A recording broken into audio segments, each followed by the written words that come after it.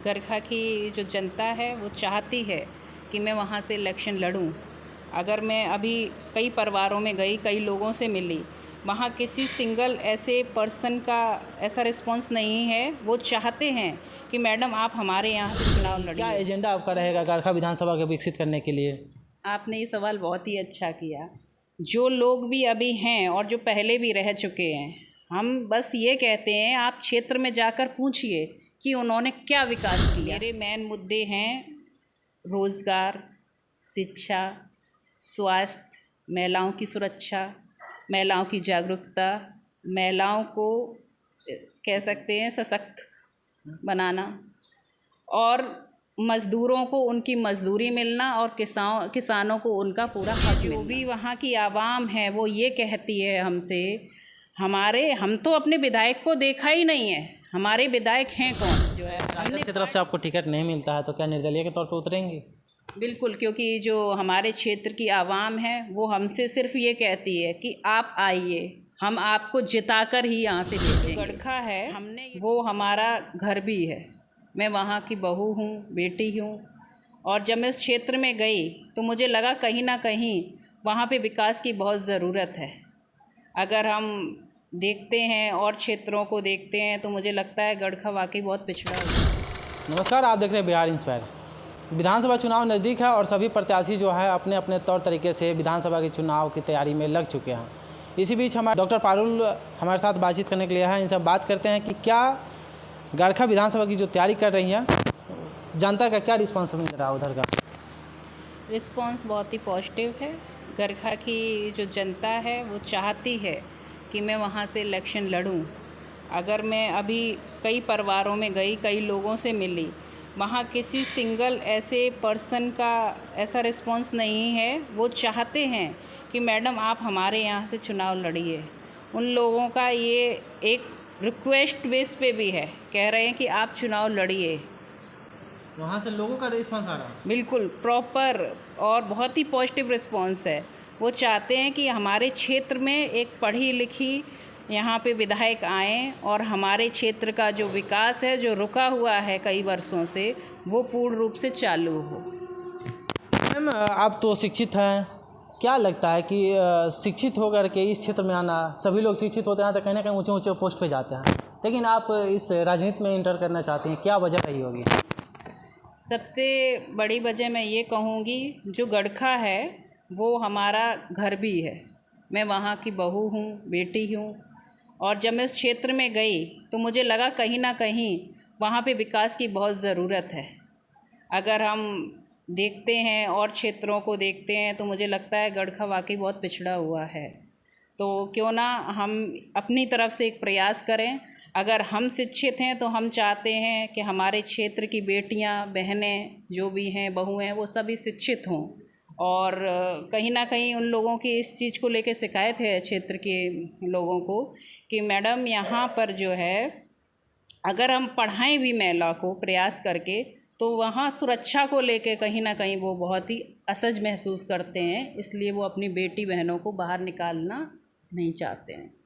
नए प्रत्याशी हैं, पहली बार चुनावी मैदान में उतर रही हैं, क्या एजेंडा रहेगा? क्योंकि पहले से ही 2-3 प्रत्याशी वहाँ पे ऑलरेडी राजद मंत्री भी रह चुके हैं, वर्तमान में विधायक हैं और जदयू से प्रत्याशी रह चुके हैं, तो ऐसे में उन लोगों से सामना किस आधार पे करेंगी? क्या एजेंडा आपका रहेगा गरखा विधानसभा को विकसित करने के लिए? आपने ये सवाल बहुत ही अच्छा किया।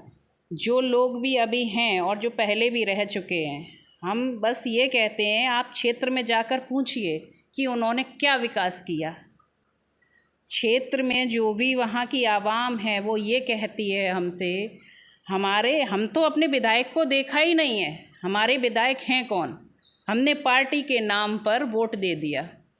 बाद में हमें पता चलता है कि जो खड़े हुए हैं वो सुरेंद्र राम जी हैं, जो अभी प्रेजेंट में वहाँ के विधायक हैं। उसके बाद वो कभी मिलने आए, ना वहाँ किसी ने उन्हें देखा, ना उन्होंने कोई ऐसा विकास का कार्य किया। आप खुद भी वहाँ जाइए और आप पूछिए लोगों से कि क्या वाकई ऐसा है। मैं इतने लोगों के पास गई हूँ, वो मोस्ट ऑफ द पर्सन जो हैं वो ये कह रहे हैं कि मैडम हमने सुरेंद्र राम जी को देखा ही नहीं है, अचानक से पता चल रहा है कि वो खड़े हो रहे हैं और हमने टिकट दे दिया, उनके आरजेडी के नाम पर वोट दे दिया। यानी कहीं ना कहीं जो प्रत्याशी नए उतरे उनको अभी तक लोग वहाँ के स्थानीय लोग नहीं देखा। बिल्कुल, अगर लेकिन वो चाहते, मेरा एक क्वेश्चन और भी, अगर वो चाहते तो उन्हें मंत्री भी बनाया गया। वो चाहते तो अपने क्षेत्र के लिए बहुत कुछ कर सकते थे। वहाँ एक सबसे बड़ी समस्या है शिक्षा का। अगर वो चाहते तो एक कॉलेज खोल देते, वहाँ पर खुलवा सकते थे। आप अपना प्रस्ताव तो रखते कि हमारे क्षेत्र में जो है एक कॉलेज की आवश्यकता है। आपने वहाँ के स्कूल्स हैं जो भी, वहाँ जाके कभी जांच की कि वहाँ क्या पढ़ाई हो रही है, वहाँ कितने शिक्षक हैं, वहाँ बच्चों को क्वालिटी ऑफ एजुकेशन मिल भी रही है या नहीं मिल रही है। हमारे बिहार की, क्षेत्र की नहीं, बिहार की भी ये समस्या है कि वहाँ पे एक क्वालिटी ऑफ एजुकेशन बहुत ज़रूरी है। जो बच्चा जब भी नीचे से ऊपर जाता है तो कहीं ना कहीं जब उसको क्वालिटी ऑफ एजुकेशन बचपन से अगर अच्छा मिलता है, मजबूत रहता है, बेस उसका मजबूत होगा तो आगे बखूबन वो अच्छा ही करेगा। ठीक है, तो और ये एक सबसे बड़ी समस्या है कि वहाँ शिक्षा को लेके। दूसरा ये है कि जो महिलाएं हैं वो अपने आप को कहीं ना कहीं असुरक्षित महसूस करती हैं। हाँ, क्योंकि क्या है कि कुछ ऐसे फैमिलीज़ हैं जिनसे मैं मिली हूँ, जिनके साथ कई बार हमारी मीटिंग्स हुई, हम तो जाते ही रहते हैं। तो वहाँ उन लोगों ने बताया कि मैंने कहा कि आप लोग अपनी महिलाओं को क्यों नहीं पढ़ाते हैं, घर की बेटियों को क्यों नहीं पढ़ाते हैं। आप देखिए, क्या महिला नहीं पढ़ा सकते? महिला को पढ़ा, जब आप बेटे को पढ़ा सकते हो तो घर की महिला और बेटियों को क्यों नहीं पढ़ा सकते? पढ़ा सकते, शिक्षित होगी तभी परिवार। हाँ, और महिला जब शिक्षित होगी तो आपके परिवार को भी आर्थिक मजबूती मिलेगी और आपको भी कल के दिन बहुत मजबूत महसूस होगा कि हमारे पास कोई एक और भी हैंड है, हमारे सपोर्ट में खड़ा हुआ है। आपको भी कहीं पार्टी से टिकट मिलती है, लेकिन चुनाव जीत जाती हैं तो क्या आप भी उसी तरह से बस केवल नाम के क्षेत्र के प्रत्याशी रहेंगी या फिर धरातल पर जाकर के काम करेंगी? अगर ऐसा ही होता तो आज मैं ये मुद्दे क्यों उठाती। और दूसरा चीज़ ये है, जो गड़खा है वो हमारा खुद भी घर है, मैं वहाँ रहती भी हूँ। देवरिया पचपटिया जिसको कहते हैं, वो हमारा खुद भी घर है और वहाँ रहती भी हूँ मैं।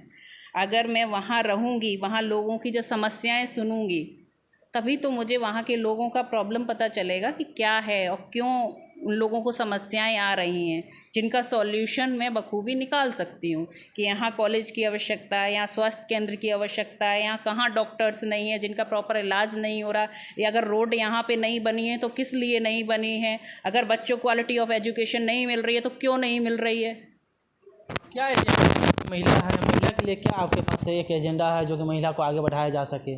महिलाओं जिस तरह से अपने आप को असुरक्षित महसूस करती है, या फिर अभी देखी होंगी कुछ ही दिन पहले का घटना है छपरा की, जहाँ पे रेप कर दिया गया महिला के 4 लोगों के द्वारा। तो इस तरह से जो घटनाएं सामने आती है दिन प्रतिदिन, इस पर आपको क्या रहेगा?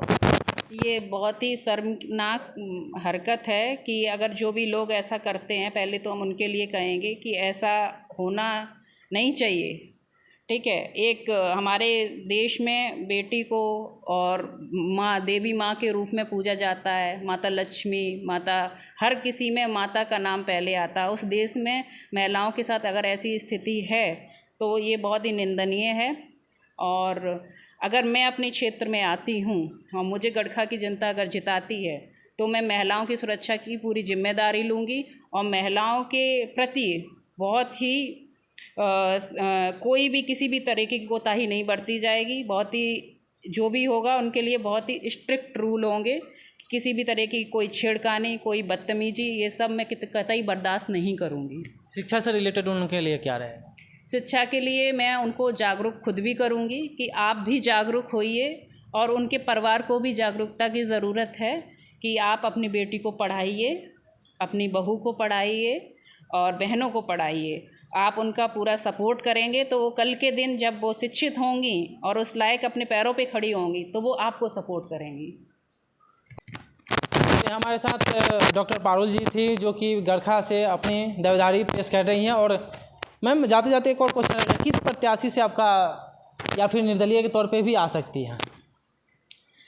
वैसे जो भी मैंने अभी आपको मुद्दे बताए, अपने मेरे मेन मुद्दे हैं रोज़गार, शिक्षा, स्वास्थ्य, महिलाओं की सुरक्षा, महिलाओं की जागरूकता महिलाओं को कह सकते हैं सशक्त बनाना, और मज़दूरों को उनकी मज़दूरी मिलना, और किसानों को उनका पूरा हक मिलना।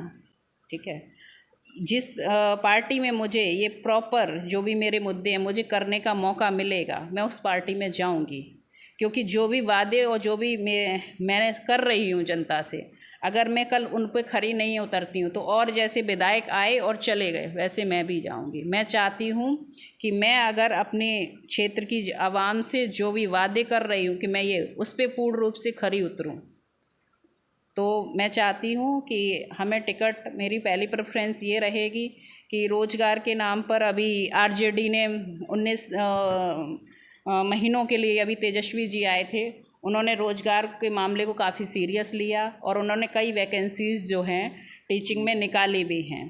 तो मुझे लगता है कहीं ना कहीं नीचे से जो है ऊपर तक वो चीज़ें जा नहीं पाती हैं जो प्रॉपर वे में जानी चाहिए। तो मैं पहले तो प्रेफरेंस यही कहूँगी आरजेडी को ही अपना, मेरी पार्टी जो है वो आरजेडी पार्टी है, हमारा परिवार आरजेडी है, शुरू से हमारे दादाजी हैं, हमारे मौसा जी हैं, हमारे चाचा जी हैं, हमारे बड़े जो पिताजी हैं, सब लोग आरजेडी हैं, हमारे ससुर जी खुद आरजेडी हैं। तो हम तो पहली प्रेफरेंस अपनी पार्टी आरजेडी को देंगे कि हमें मौका दें, और हमारे जो भी हम करना चाहते हैं अपने क्षेत्र के लिए, अगर हमें जब मौका मिलेगा तभी मैं उन चीज़ों को कर पाऊँगी बखूबी। तो बस यही है कि मेरी प्रेफरेंस जो है, राजद की तरफ से आपको टिकट नहीं मिलता है तो क्या निर्दलीय के तौर पर उतरेंगी?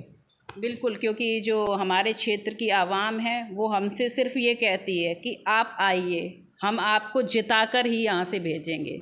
हमने ये ठान लिया है कि इस बार जो हमारी प्रत्याशी होंगी वो हमारी मैडम होंगी। यानी लोगों के प्रति कहीं ना कहीं एक सच्चाई दिखाई दे रही है या फिर उधर से सपोर्ट मिल रहा है? हाँ बिल्कुल, और हमारी जो आज मजबूती है वो वहाँ की जो क्षेत्र की आवाम है वही है, वही बोल रही है। अगर मैं बोल रही हूँ समझिए उनकी आवाज़ है। आप जाएंगे, आप क्षेत्र में खुद पता करेंगे, वो भी ये बात कहेंगे, वो भी चाहते हैं कि आपकी बार जो प्रत्याशी हों वो हमारी मैडम डॉक्टर पारुल हो। मैम, आपने एक मुद्दा बीच में उठाया कि किसान की समस्या, अभी से कुछ दिन पहले लगातार जो धरना प्रदर्शन दिल्ली हो या हरियाणा हो, ऐसे में बिहार के किसान वहाँ पे बहुत कम पहुँचे, बट जो भी थे जागरूक थे वो पहुँचे वहाँ पे। लेकिन समस्या हमेशा से रहती है किसान की कि ना ही उनको समय पे खाद मिल पाता है, ना ही उनको सही से सिंचाई का जो व्यवस्था होता है, पानी का व्यवस्था, जो नहर व्यवस्था होता है, इस तरह के जो समस्याएं अभी उत्पन्न हो रहा है अपने क्षेत्र की, सारण हो या फिर बिहार के तमाम ऐसे क्षेत्र हैं। तो क्या उसके लिए आपका क्या एजेंडा रहेगा कि इस क्या पार्टी किसी पार्टी से जुड़ करके उसको समस्या को समाधान निकालना चाहती हैं, या फिर अपने निर्दलीय के तौर पर जब जीतेंगी तो उनके लिए कुछ अलग व्यवस्था किया जाएगा? अच्छा, ऐसी कौन सी समस्या है जिसका समाधान नहीं निकल सकता है? तो जो हमारे किसान भाई हैं, जिससे हमारी रोज़ी रोटी खुद भी चलती है, अगर हम देखा तो अगर हमें किसान भाई अनाज ना दें तो हम खाएंगे क्या? अगर सब्जी नहीं उगाएंगे तो हम खाएंगे क्या? उनसे तो ही सब चल रहा है। अगर हम किसानों के प्रति अगर हम इतना नहीं कर सकते हैं तो फिर हम किस लिए यहाँ बैठे हुए हैं? हम अपने किसान हैं, भाई हैं हमारे, हम तो उनके लिए कहते हैं कि जो भी उनका हक है वो उन्हें मिलना चाहिए, किसी भी कीमत पर मिलना चाहिए, उन्हें लॉस नहीं होना चाहिए। जैसे लगता रहा आपने देखी होंगी कि खाद का जो था समस्या बीच में बहुत ज़्यादा उत्पन्न हुआ था। जो भी चार्ज था 200 रुपया, उसको 400 रुपये में बिक्री हो रहा था। जो DAP का चार्ज था वो 900 चल जा रहा था 1500 रुपया। तो इस तरह की जो समस्याएं कहीं ना कहीं किसान के प्रति आता है, और इसी वजह से बहुत सारे किसान आत्महत्या भी कर लेते हैं। तो इसके लिए क्या एजेंडा रहेगा? इसके लिए एजेंडा रहेगा कि हम इस तरीके की समस्याएं देखते हैं अपने क्षेत्र में, तो हम अपनी पार्टी तक इस चीज़ को ले जाएंगे, ऐसी चीज़ें हैं, और पूरी जागरूकता के साथ इसके ऊपर कार्य करेंगे। तो ये हमारे साथ डॉक्टर पारुल मैडम थी, जो कि गड़खा विधानसभा प्रत्याशी के तौर पे अपने आप को दावेदारी पेश कर रही हैं। क्या लगता है कि आप लोग इनके जो एजेंडा है उस एजेंडे के तहत इनको सपोर्ट करेंगे? प्रतिक्रिया आपको कमेंट बॉक्स में साझा करके जाना है। जय हिंद, जय बिहार।